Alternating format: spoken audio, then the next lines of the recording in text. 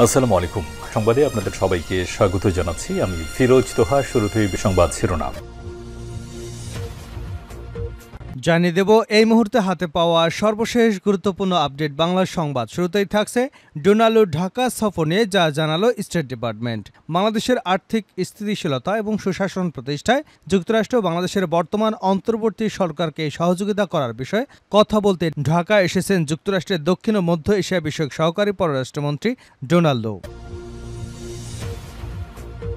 এবারে জানাবো ফ্যাসিবাদের প্রেতাত্মাদের ব্যাপারে সরকারকে সতর্ক হতে হবে।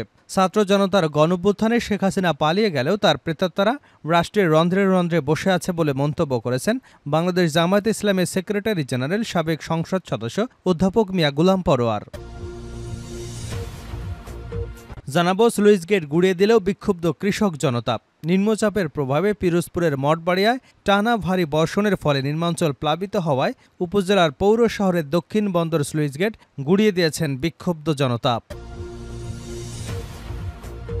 এদিকে বিএনপির স্মরণকালে সবচেয়ে বড় গণসমাবেশ আজ।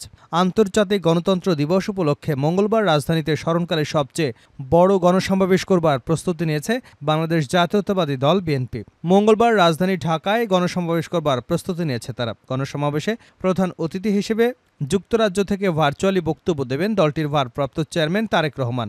একই দিনে রাজধানীর বাইরে ৯টি মহানগরে বিএনপির সিনিয়র নেতাদের নেতৃত্বে একাধিক শোভাযাত্রার আয়োজন করা হবে। এবারে থাকছে বৃষ্টি নিয়ে আবারও দুঃসংবাদ দিল আবহাওয়া অধিদপ্তর।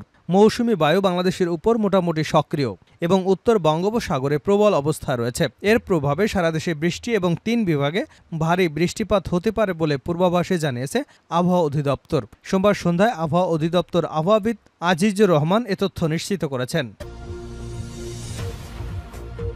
এবং সর্বশেষ জানাবো আন্তর্জাতিক সংবাদ। আবারও ডোনাল্ড ট্রাম্পকে লক্ষ্য করে গুলি। যুক্তরাষ্ট্রের ফ্লোরিডা অঙ্গরাজ্যের ওয়েস্ট পাম বিচ এলাকায় একটি মাঠে গলফ খেলছিলেন ডোনাল্ড ট্রাম্প। ওই মাঠের কাছে গোলাগুলির ঘটনা ঘটেছে ও ট্রাম্পের নিরাপদে থাকার ঘটনাটি নিশ্চিত করেছে তার প্রচার শিবির। তবে গুলি কে চালিয়েছে তা এখনও জানা যায়নি। ট্রাম্পকে লক্ষ্য করে যে গুলি চালানো হয়েছে তাৎক্ষণিকভাবে এমন আশ্বাসও পাওয়া যায়নি। এতক্ষণ শিরোনাম শুনছিলেন, এবার বিস্তারিত। প্রিয় দর্শক, আপনি যদি এই চ্যানেলে নতুন হয়ে থাকেন, ভিডিওটি দেখতে দেখতে চ্যানেলটি সাবস্ক্রাইব করে আমাদের সঙ্গেই থাকুন। আর এই ভিডিও সম্পর্কে আপনি আপনার মূল্যবান মতামতটি কমেন্ট বক্সে জানিয়ে দিন। আর হ্যাঁ প্রিয় দর্শক, জানিয়ে দিন ভিডিওটি কোথা থেকে দেখছেন। ডোনাল্ড ঢাকা সফর নিয়ে যা জানালো স্টেট ডিপার্টমেন্ট। বাংলাদেশের আর্থিক স্থিতিশীলতা এবং সুশাসন প্রতিষ্ঠায় যুক্তরাষ্ট্র বাংলাদেশের বর্তমান অন্তর্বর্তী সরকারকে সহযোগিতার বিষয়ে কথা বলতে ঢাকায় আসছেন যুক্তরাষ্ট্রের দক্ষিণ ও মধ্য এশিয়া বিষয়ক সহকারী পররাষ্ট্রমন্ত্রী ডোনাল্ড। সোমবার যুক্তরাষ্ট্রের স্টেট ডিপার্টমেন্টের নিয়মিত ব্রিফিংয়ে এমনটাই জানিয়েছেন মার্কিন পররাষ্ট্র দপ্তরের মুখপাত্র ম্যাথু মিলার। বাংলাদেশের ডোনাল্ডুর সফর সম্পর্কে এক সাংবাদিক তার কাছে জানতে চান, আমি বিশ্বাস করি সহকারী পররাষ্ট্রমন্ত্রী লু বাংলাদেশে আসছেন। তার বৈঠক সম্পর্কে কি আপনারা অবগত আছেন?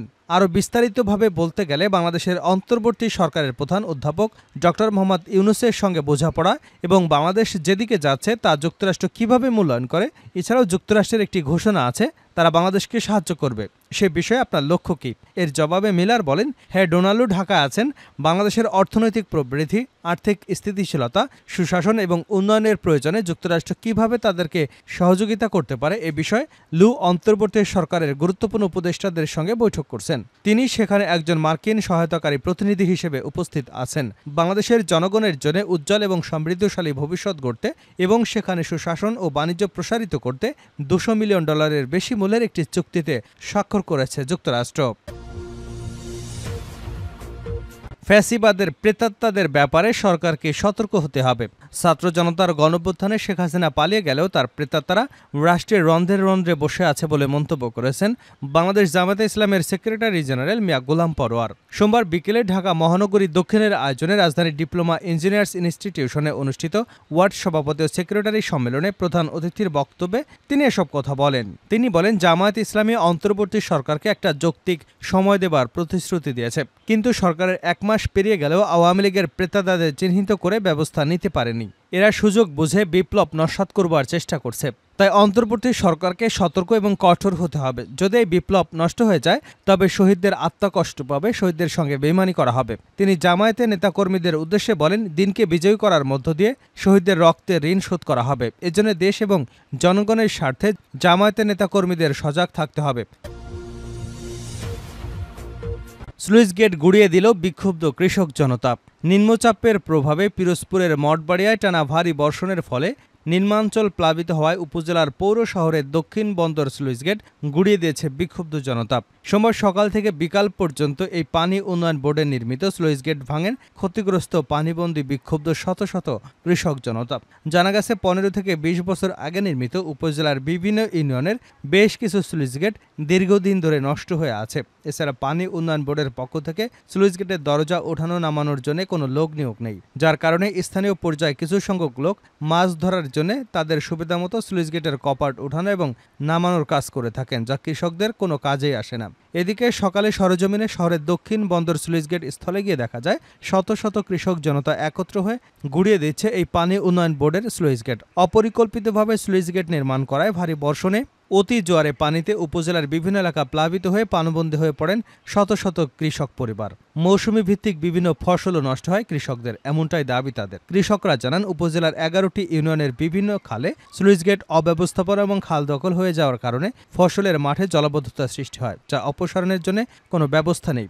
অপরদিকে উপজেলার বেতমোর ইউনিয়নের কালীরহাট ব্রিজ সংলগ্ন খালে দীর্ঘদিনের বাঁধ কেটে দেয় বিক্ষুব্ধ কৃষকরা। উপজেলার আঙুলকাটা গ্রামের কৃষক মোশাররফ হোসেন বলেন, মঠবাড়িয়ার 3 লাখ মানুষ আজ পানিবন্দী হয়ে পড়েছে। আমরা পানিবন্দী হবার কারণে ফসল নষ্ট হচ্ছে, বিধায় আমরা কৃষকরা একত্রিত হয়ে অপরিকল্পিত স্লুইস গেটগুলো ভাঙতে এসেছি।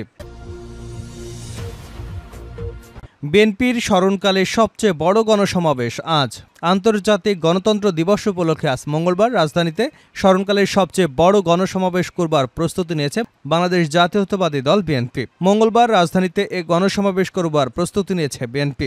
গণসমাবেশে প্রধান অতিথি হিসেবে যুক্তরাজ্য থেকে ভার্চুয়ালি বক্তব্য দেবেন দলটির ভারপ্রাপ্ত চেয়ারম্যান তারেক রহমান। একই দিনে রাজধানীর বাইরে 9টি মহানগরে বিএনপির সিনিয়র নেতাদের নেতৃত্বে একাধিক শোভাযাত্রার আয়োজন করা হবে। আন্তর্জাতিক গণতন্ত্র দিবসে রাজধানী ঢাকায় গণসমাবেশ, ঢাকার বাইরে অন্য মহানগরগুলোতে 15 সেপ্টেম্বর শোভাযাত্রা করবার কথা ছিল বিএনপির, কিন্তু বৈরী আবহাওয়ার কারণে কর্মসূচি পিছিয়ে মঙ্গলবার করার ঘোষণা দেয় দলটি। এদিকে রাজধানীর মহানগর, উত্তর, দক্ষিণ এবং ঢাকা জেলা ছাড়া আশপাশের সকল জেলা ও মহানগর থেকে নেতাকর্মীরা এ সমাবেশে যোগ দেবেন। সংশ্লিষ্ট নেতারা জানান, এ সমাবেশ থেকে তারেক রহমান দলীয় নেতাকর্মীদের উদ্দেশ্যে বার্তা দেবেন। এছাড়া সিলেট, খুলনা, ময়মনসিংহ, চট্টগ্রাম, বরিশাল, রংপুর, ফরিদপুর, কুমিল্লা, রাজশাহী মহানগরে শোভাযাত্রা করবে বিএনপি। এতে নেতৃত্ব দেবেন দলের স্থায়ী কমিটির সদস্যসহ সিনিয়র নেতারা।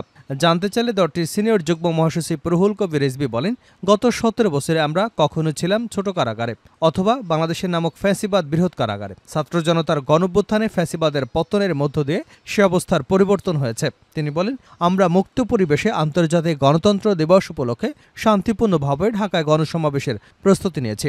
এবার নেতাকর্মীরা স্বতঃস্ফূর্তভাবে এ সমাবেশ সফল করতে কাজ করছেন। তিনি আরও বলেন, এই সমাবেশের মূল আকর্ষণ বিএনপির ভারপ্রাপ্ত চেয়ারম্যান তারেক রহমান। তিনি কি বক্তব্য দেন তা শোনার অধীর আগ্রহ নিয়েই গণতন্ত্রকামী মানুষ নয়াপল্টনে জমায়েত হবেন। এদিকে অতীতের মতো বাধা না থাকায় ভয় ডরবিহীন বাস ট্রেনে অনেকটা রিল্যাক্স মোডে যেতে পারবেন এ সমাবেশে বিএনপি নেতাকর্মীরা। আর এভাবেই প্রস্তুতি নেওয়া হচ্ছে। ঢাকা জেলা বিএনপির প্রস্তুতি কেমন জানতে চাইলে সাধারণ সম্পাদক নিপুণ রায় বলেন, সুশৃঙ্খলভাবে ঐক্যবদ্ধ ঢাকা জেলা বিএনপি নয়াপল্টনে দলের কেন্দ্রীয় কার্যালয়ের সামনে অনুষ্ঠেয় গণসমাবেশে অংশ নেবে। এই নির্দেশনা নেতাকর্মীদের আমরা দিয়েছি। শেষ করছে আন্তর্জাতিক সংবাদ দিয়ে। আবারও ট্রাম্পকে লক্ষ্য করে গুলি। যুক্তরাষ্ট্রের ফ্লোরিডা অঙ্গরাজ্যে ওয়েস্ট পাম বিচ এলাকায় একটি মাঠে গলফ খেলছিলেন ডোনাল্ড ট্রাম্প। ওই মাঠের কাছে গোলাগুলির ঘটনা ঘটেছে। তবে নিরাপদে আছেন ডোনাল্ড ট্রাম্প। গোলাগুলি এবং ট্রাম্পের নিরাপদে থাকার ঘটনা নিশ্চিত করেছে তার প্রচার শিবির। তবে এই গুলি কে চালিয়েছে তা এখনও জানা যায়নি। ট্রাম্পকে লক্ষ্য করে যে গুলি চালানো হয়েছে তাৎক্ষণিকভাবে এমন আভাসও পাওয়া যাচ্ছে না। কয়েকটি গণমাধ্যমের প্রতিবেদনে বলা হয়েছে, ওই গলফের মাঠের কাছে বাগবিতণ্ডায় জড়িয়েছিলেন 2 ব্যক্তি। তারাই একে অপরের উপর গুলি চালিয়েছেন। এরপরও এই গোলাগুলি ট্রাম্পের নিরাপত্তার জন্য বড় উদ্বেগের বিষয়। কারণ মাত্র 2 মাস আগেই পেনসিলভেনিয়া অঙ্গরাজ্যে এক নির্বাচনী সমাবেশে বক্তৃতা দেবার সময় তার উপর গুলি চালানো হয়েছিল। সে সময় অল্পের জন্য প্রাণে রক্ষা পান তিনি। গুলিতে কানে আঘাত পেয়েছিলেন ডোনাল্ড ট্রাম্প। ট্রাম্প যুক্তরাষ্ট্রের সাবেক প্রেসিডেন্ট। দেশটিতে বর্তমান এবং সাবেক প্রেসিডেন্টদের নিরাপত্তার দায়িত্ব পালন করেন সিক্রেট সার্ভিস। পেনসিলভেনিয়ার ঘটনার পর এই বাহিনীর সক্ষমতা নিয়েও বড় সমালোচনা দেখা দিয়েছে। এর জেরে পদত্যাগ করতে হয়েছিল বাহিনীর প্রধানকে। এছাড়া অন্তত 5 সদস্যকে প্রশাসনিক ছুটিতে পাঠানো হয়েছে।